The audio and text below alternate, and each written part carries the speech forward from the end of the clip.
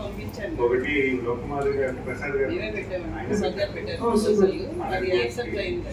we have applied for one cluster for mango. So అది కూడా it is on the application side.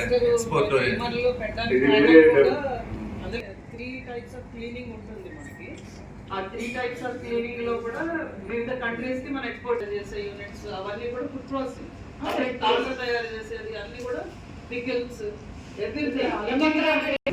So ఇవన్నీ కూడా మనం aggregate చేసి సో ఇప్పుడు ప్రస్తుతం మ్యాంగో ఫార్మర్స్ తో అగ్రిమెంట్స్ అవి చేసుకుంటున్నాం అండి. అది ఫస్ట్ ఫేజ్ అయిపోయింది. అప్రూవల్ వచ్చింది మనకి.